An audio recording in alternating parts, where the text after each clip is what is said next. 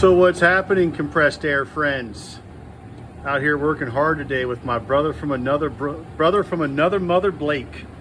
We got different daddies too, but we're still brothers.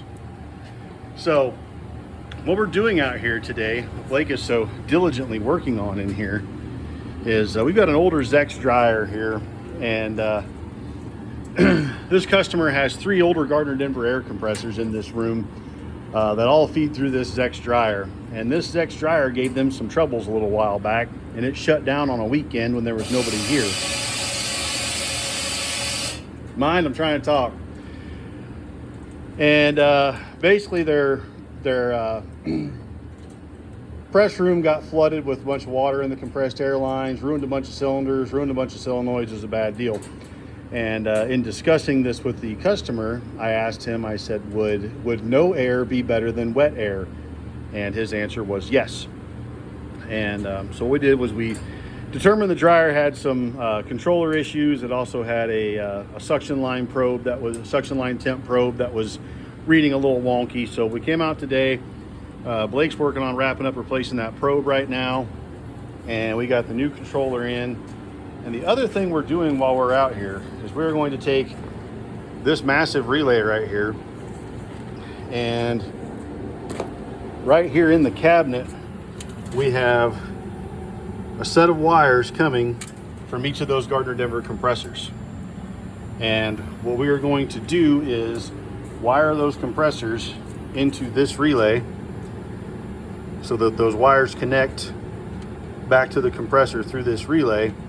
And then the coil of this relay is going to be excited by the fault contacts on this dryer. So if this dryer faults out, this relay will change state, and the remote start command for all of these Gardner Denver compressors will open, and they will all shut down. So cover my lens up here. We don't want to violate anybody's privacy, but we'll come over here to this Gardner Denver machine here. This is the auto sensory controller, and the remote start on these is pretty easy. If we look right in here at terminal 6 and 9, if you look closely, there is a jumper between them. What we are going to do is remove that jumper. Oh, that got dark quick. We're going to remove that jumper, and we are going to put our wires in its place. So the contacts of that relay are basically going to take the place of that jumper, so that when those contacts open, that signal goes away and the controller will go into what is called remote halt, where it will display remote halt on the machine, and it will not restart until the fault on that dryer is cleared. So that is the task for today, and I don't think it's going to take real long here. So maybe when we fire this thing back up, we go to do some testing on it. I'll get some footage of that, and you guys can see we'll induce a fault on the dryer, and all 3 air compressors will shut down. Probably not immediately, because I think I'm going to set this thing up that it unloads them and shuts them down. I don't think we have to have an immediate halt, although you can set the controllers up for that. But I'm going to set them up for a time shutdown. So what you'll see is the dryer will go into fault, and then all 3 compressors will immediately unload and go into their time shutdown. So it should be pretty cool. And like I said, we'll check in when we're done. See you. Back again, compressed air friends. And our dryer is up and running. Our automation relay here that's tied to the compressors is all wired in. My brother Blake wired all this in for me. Did a real nice job. I'm not sure I could have made that look any better if I'd have done it myself. So as I explained in the earlier video, these pairs of wires here go to each one of these 3 compressors, and they're running through the normally closed circuit of this relay, bringing the signal back to the compressor so that it can run. If this controller faults, this relay is going to change states.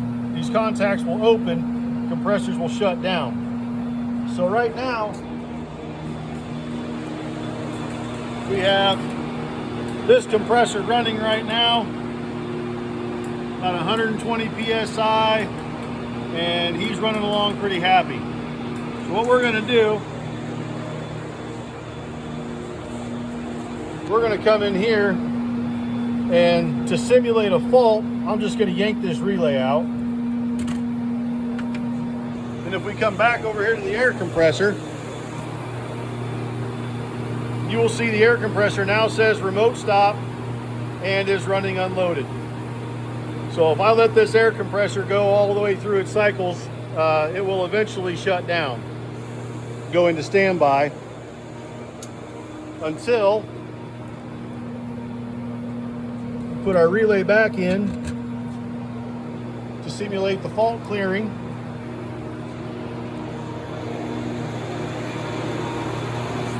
Back over here, and we are now back in auto.